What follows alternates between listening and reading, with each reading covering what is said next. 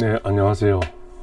이번 시간부터 합작계약서 작성과 관련된 주요 쟁점 사항들에 대해서 설명하도록 하겠습니다. 이 제휴 파트너들이 합작 투자 회사 운영과 관련된 어떤 중요한 사항들에 대해서 그 상호 합의한 내용들을 이 합작 계약서에 담게 됩니다.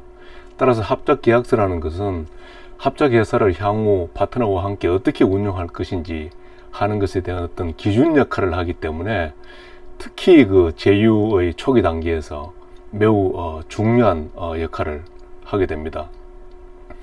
앞서 제가 그 8번째, 9번째 강의에서 짧게 이 합작 계약서에 대한 내용을 다루었지만 실무적으로 매우 중요한 것에 비해서는 내용이 아주 빈약하고 부족하다고 생각이 됩니다. 따라서 향후 한 3번에 걸쳐서 합작 계약서 작성과 관련된 주요 쟁점 사항들에 대해서 이미 이제 발표된 논문들을 소개를 하도록 하겠습니다.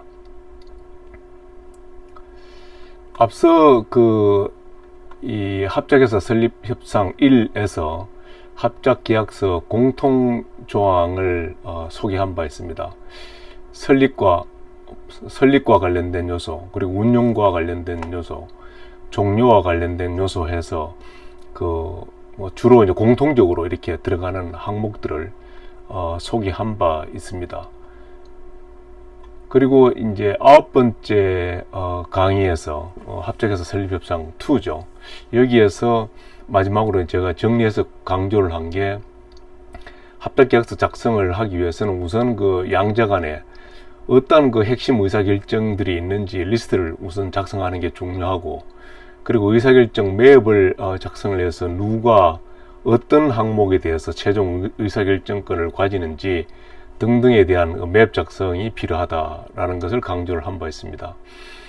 그리고 이제 계약서 작성과 관련해서 변호사 입장과 그리고 이제 경영자의 입장이 상당히 다를 수가 있다. 그래서 크게 이제 4가지 분야에 걸쳐서 오너십 같은 경우에는 이 대다수 그 초보 이 협상가들이 무조건 우리가 이제 과반수 지분을 확보해야 된다는 것에 너무 집착을 하는 경향이 있습니다. 그런데 곰곰이 생각해 보면은 핵심 의사결정들에 대한 이 컨트롤을 하고 있으면은 그다지 물론 이제 과반수 지분을 확보하는 게 결정적인 어떤 통제 수단이 될 수가 있지만 너무 과하게 이렇게 집착을 하지 않아도 되는 그런 이 결과를 얻을 수가 있는 것이죠. 그리고 제휴 범위에서도 변호사 입장은 가급적이면은 제휴 범위를 좁게 해서 고객을 보호하는 쪽에 이제 포커스를 둔다 그러면은 아무래도 제휴라는 것은 좀 범위를 넓혀야 성공 가능성이 높기 때문에 경영자 입장은 좀 넓은 범위를 선호를 하게 되겠죠. 그리고 밸류에이션 부분에서도 이 회계사 그리고 이제 변호사 등의 입장은 되도록이면 보수적인 평가를 하겠죠. 하지만 이제 앞으로 일어날 수 있는 어떤 그 사업 환경이 그리고 사업의 전개가 어떻게 될지 아직은 불확실하기 때문에 가급적이면은 이 마이너한 그리고 마이크로한 쪽에 너무 이제 포커스를 두는 것을 좀 지양을 하는 게 좀 합리적인 경영자의 판단이 될 수가 있습니다. 그리고 이제 엑싯에 대한 이제 입장도 다를 수가 있는데, 변호사 입장에서는 아무래도 명확한 사전 준비가 필요한 반면에 너무 그 엑싯을 강조하게 되면은 우호관계가 좀 손상이 될 수 있는 그런 우려를 경영자는 하게 되는 것이죠. 그래서 양자 간에 타협이 좀 필요하다. 그래서 이제 기본적으로 우리가 이제 합작회사와 관련해서 이제 생각할 수 있는 리스크를 법률적인 리스크와 이제 사업 리스크를 이제 구분해서 이렇게 접근할 필요가 있다. 그래서 변호사에게 의존하는 것은 가급적이면 법률적 리스크에 좀 국한해서 도움을 받도록 하고, 사업 리스크를 어떻게 최소화할 거냐 하는 것은 파트너 간에 충분한 어떤 협의 그리고 신뢰를 기반으로 풀어나가야 될 이슈다. 이렇게 이제 정리를 한 바가 있습니다. 그래서 이제 좀 구체적으로 그러면은 실무적으로 좀 도움을 받을 수 있는 이 합작계약서 관련된 주요 쟁점에 대해서 발표된 논문을 한번 찾아봤더니 국제거래법 연구 저널에 이렇게 이제 쭉 그 합작회사 합작계약서 관련된 그 내용을 찾아보면 논문이 3개가 이렇게 지금 소개가 되고 있습니다. 좀 오래되긴 했지만 그래서 이 그 3개 논문을 뭐 차례로 소개를 할까 합니다. 순서는 우선 이제 김병태 교수가 그 이 국제투자 촉진과 지역경제 활성화 측면에서 외국인 직접 투자의 법률적 문제를 이제 다룬 논문을 제일 먼저 좀 실고요. 이게 그 2009년도니까 상법이 그 2012년에 대폭 개정이 됐는데 그 이전 겁니다. 이전 거지만 대다수는 뭐 법률적인 어떤 중요한 어떤 이슈를 담고 있기 때문에 참고해볼 가치가 있다고 생각이 듭니다. 두 번째는 이제 문호준 변호사께서 작성한 합작계약의 주요 쟁점, 그리고 이제 마지막으로는 정교화 변호사라는 분이 합작 해소의 다양한 유형과 국제 중재를 통한 분쟁 해결이라는 논문을 우리가 접하도록 하겠습니다. 우선 그 첫 번째로 이 김병태 교수께서 이제 발표하신 국제 합작 투자 계약을 통한 외국인 직접 투자의 법률적 문제를 보면은 뭐 1번, 2번은 뭐 그다지 관련이 뭐 지금 현재 우리가 다루고자 하는 내용과 관련이 없습니다. 3번이 이제 참고할 내용이 많은 것 같습니다. 그 중에서도 특히 합작투자회사에 대한 주주간 계약의 효력과 그리고 합작투자회사 이사의 이중적 지위와 의무, 이 두 부분이 좀 참고할 만한 그런 내용인 것 같아서 중점적으로 소개를 하도록 하겠습니다. 우선 이제 합작투자회사에 대한 주주간 계약의 효력에 대해서 살펴보자면은 이 본론으로 들어가기 전에 주주간 계약이라는 건 바로 합작 계약서를 의미를 합니다. 그 합작 계약서와 주주간 계약은 거의 동일하다고 보면 되겠습니다. 물론 반드시 이제 뭐 동의어는 아닙니다. 동의어는 아니지만 대체로 보면은 주주간 계약이 바로 합작 계약서다, 이렇게 실무적으로 받아들이면 되겠습니다. 그 첫 번째 이제 문제의 소재가 뭐냐면은 그 합작 투자의 성공 여부가 이제 불확실하고, 그리고 주로 투자자 간에 폐쇄적으로 이제 회사 운영을 하기 때문에 투자자가 주식 양도를 통해서 이 투자자본을 회수하는 것은 현실적으로 쉽지 않다. 따라서 합작 투자 회사의 운영과 이익 창출을 위해서 창출을 통해서 그 회수가 가능하기 때문에 그 합작 투자 회사의 그 파트너들의 적극적인 경영 참여 등을 위한 주주간 계약이 매우 중요하다는 겁니다. 그런데 이제 문제는 뭐냐면은 이 주주간 협의한 약정한 그 주주간 계약서 내용들이 이 실제 그 합작 투자 회사의 운용에 그 달리 이래 집행이 되는 경우에 그런 경우에 이제 분쟁이 발생할 수가 있고, 주주간 그 약정한 계약도 이제 효력이 있느냐 없느냐의 문제가 될 수 있다는 겁니다. 그러면 언제 약정한 것과 달리 그 운용이 집행이 되느냐 하는 게 이제 이슈인데, 크게 두 가지로 보면은 합작 투자 운용을 위해서 상법이 이제 그 정하는 정관을 작성해야 되는데, 이 정관의 내용과 주주 계약의 내용이 이제 다를 경우입니다. 그 두 번째는 그 주총 결의나 회사 운영이 그 주주간 계약 내용과는 다를 경우, 이 두 가지 경우에 사실 주주간 약정 내용과 실제 그 운영에서 집행되는 내용이 이제 달라서 분쟁이 발생할 수가 있다는 거죠. 그 대표적으로 이제 그 몇 가지가 있는데, 우선 이제 서론을 좀 보면은 주주간 계약이라는 것은 기본적으로 존중이 돼야 됩니다. 이게 이제 계약 자유의 원칙에 의해서 당사자 간에 계약의 채권적 효력이 인정될 수밖에 없는 것이죠. 그렇지만 이 그 합작투자회사라는 것은 하나의 내국 법인입니다. 그래서 우리나라 상법에 의해서 설립되고 운영되는 회사이기 때문에 기본적으로 회사법 적용이 되는 것입니다. 그래서 주주간 계약이라는 것은 사인 간의 이 약정된 거래이기 때문에 회사법상 효력이 인정이 안 되는 경우가 있을 수가 있는 것입니다. 따라서 이제 상법상 그 합작 투자 회사에 대한 주주 간 계약의 효력을 그 획일적으로 뭐 있다 없다 이렇게 할 수가 없고, 개별적 사안에 따라서 그 효력 여부를 검토할 필요가 있다는 것이죠. 첫 번째 이슈가 이제 주식 양도 금지를 합의했을 경우에 효력이 있느냐 없느냐는 겁니다. 그 합작 투자라는 것은 우리가 여러 번 이야기를 했지만 그 파트너 A와 B가 서로가 이렇게 그 가지고 있는 장점을 합쳐서 시너지를 얻고자 이제 그 만든 게 그 합작 투자 회사인데, 그러다 보니까 파트너 한쪽이 그 자기의 지분을 팔고 제3자한테 양도를 하면은 원래 그 이 취지가 무색해집니다. 그렇기 때문에 그 이 제3자한테 그 지분을 양도하는 것을 제한할 필요가 있는 것이죠. 그렇지만 이제 주식 양도를 금지하는 것은 우리 상법의 그 태도하고는 태도와는 반하는 것입니다. 왜냐하면 상법에서는 주식 양도 자유의 원칙을 기본으로 하고 있고, 예외적으로 이제 정관에서 정해주면은 이사의 승인을 얻어서 양도할 수 있도록 이렇게 하고 있습니다. 따라서 주주간 계약에서 무조건 양도 못한다 이렇게 하면 안 되고, 반드시 그 이 이사회에다가 이렇게 승인을 얻어서 양도할 수 있도록 하는 걸 언급할 필요가 있는 것입니다. 만약 그렇게 하지 않은 경우에는, 만약 그렇게 하지 않고 위반하고 제3자한테 주식을 양도했을 경우에는 그 효력 주장을 못 합니다. 그래서 그렇게 해서 계약 위반을 한 경우에는 구제받을 수 있는 방법이 손해배상 청구만 이제 가능해지는 것입니다. 따라서 이제 합작 투자 계약상 주식 양도 금지 조항을 위반했다고 해서 회사에 대해서 그 무효다 이렇게 할 방법은 없는 것이죠. 다만 이제 주식 양도 절대적인 금지는 못하지만, 아까도 설명드린 바와 같이 정관에다가 그 사실을 이제 기재를 하면 됩니다.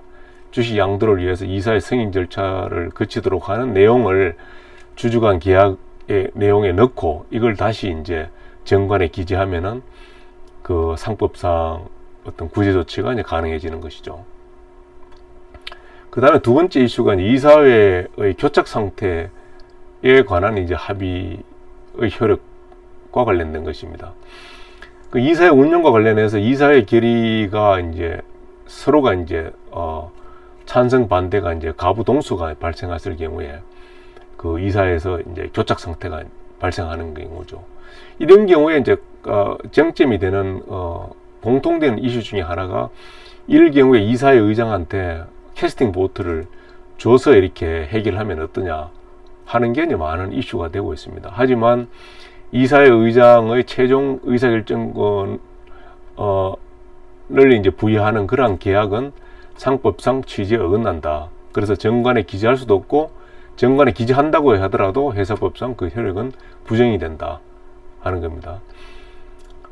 그래서 이제 하나의 해결책으로 이 논문에서 제시한 게 뭐냐면은, 홀수로 이사의 수를 정하여 문제 해결을 시도할 수가 있다. 그래서 외국 그 이사회 멤버가 이제 3명으로 해서 뭐 국내가 2명으로 해서 이렇게 뭐 해결을 하든지, 아니면 반대로 하든지 그렇게 해서 이제 할 수가 있고, 그 다음에 이제 그렇게 해서 해결하는 방법이 있고, 아니면은 아예 이제 그 합작 관계를 청산하는 방법이 있습니다. 어떻게 하냐면, 한쪽이 이제 그 지분을 이제 매각을 하는 거죠. 그래서 주식 매수 청구 또는 주식 매수 의무, 그 내가 내 주식을 사달라고 하거나, 아니면 상대방이 무조건 사게 하거나, 이러한 내용을 합작 투자 계약서에 반영하는 방법을 통해서 이런 그 데드락을 피해가는 방식을 이제 택할 수가 있는 것이죠. 그다음 결의 요건에 관한 이제 합의의 효력도 이제 다루고 있습니다. 보통 주총 이제 보통 결의 요건은 발행 주식 총수의 4분의 1 이상과 출수간 주주의 의결권 과반수가 있으면 보통 결의 요건이 됩니다. 특별 결의 요건은 이제 발행 주식 총수의 3분의 1 이상과 그 출수간 주주 의결권의 3분의 2 이상 이 이제 그 특별 결의 요건이죠. 그런데 우리 상법상 이 보통결의 요건은 가중을 할 수가 있습니다. 이 보통결의 요건이라도 이 이상이 되도록 그 가중을 할 수가 있는데, 반면에 이제 감경은 할 수가 없어요. 이걸 이제 통과시키기 위해서 이보다 더 약하게 만들 수는 없습니다. 하지만 특별결의에 대해서는 이 특별한 언급이 없습니다. 그래서 대법원 판례로 이 초다수 결의제가 이 인정이 되지 않고 있습니다. 그 다음에 주주의 의결권 행사 합의 효력이 있느냐 이제 관련입니다. 주주 간의 이제 의결권 행사 이제 서로가 이제 합의한 경우에 그 비록 이제 당사자를 그 구속하는 이제 그 어떤 서로 약정된 어떤 그 상호 합의가 있다고 하더라도 그 주총에서 의결권 행사가 이게 유효한지 아닌지에 대해서 그 이 상당한 어떤 그 다툼이 있는데, 결론적으로 비록 그 계약의 계약상 이렇게 그 양자 간의 의결권 행사에 관한 합의가 있다 하더라도 주총 회장에서 의결권 행사를 달리 했을 경우에 여기에 대해서 계약 위반을 내세워서 회사에 대해서 효력을 이렇게 주장할 수는 없다는 겁니다. 그래서 회사법상 주주의 의결권이라는 것은 주주의 고유의 권한으로서 주주총회에서 주주 의결권 행사만으로 그 효력이 발생하는 것이죠. 그래서 주주 간 계약으로 주주의 의결권 행사를 제한할 수가 없습니다. 단지 이제 합작 투자 당사자 사이에 주주 간 그 합의한 내용을 위반했다는 것을 기초로 해서 손해배상은 이제 청구할 수가 있는 것이죠. 근데 반면에 이제 우리 그 상법상은 아직도 일주당 의결권의 수를 달리하는 그 복수 의결권에 대해서는 이 주주 간 계약이 비록 있다고 하더라도 우리나라의 상법상은 인정할 수가 없습니다. 예를 들어서 하나의 외국 기업이 가지고 있는 한 주당 의결권을 2배로 이렇게 의결권을 가지도록 한다든지 하는 것은 우리 상법에서는 인정을 안 하고 있습니다. 근데 타국에서는, 특히 미국이나 이런 데서는 복수 의결권이 허용이 되고 있죠. 그래서 그런 부분들을 잘 검토를 해봐야 될 것입니다. 일반적인 회사 업무에 대한 합의 효력 부분입니다. 일반 업무에 대한 합의는 상법이나 회사의 정관에 위반하지 않는 한 그 채권적 효력이나 회사에 대한 효력을 인정하는 편입니다. 일반적으로 이제 주총 권한 사항 외에도 주총 권한 사항 이외의 것은 이제 의사결정 권한을 이사회 결의 사항으로 이제 대처를 하는 편인데, 이러한 내용을 합작 투자 계약에 포함시킬 수가 있습니다. 그렇지만 이제 지나치게 그 이사회 고유 권한을 대표이사에게 위임하는 등 그 이사의 의결권을 무력화시키는 그러한 이 주주간 계약은 상법상 무효라고 보는 게 통설이다. 그리고 판례의 입장이다는 겁니다. 예를 들어서 이제 그 이사회는 반드시 대리에 의한 이 결의를 하면 안 되는 것입니다. 서면 결의도 안 되는 것입니다.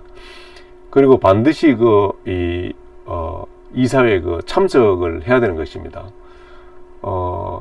그런데 이제 우리 상법에서는 지난 2012년 상법 개정을 통해서 이 텔리컨퍼런스, 그러니까 이 비디오 컨퍼런스도 가능하지만 이 음성 컨퍼런스 참석도 이제 가능하게끔 했습니다.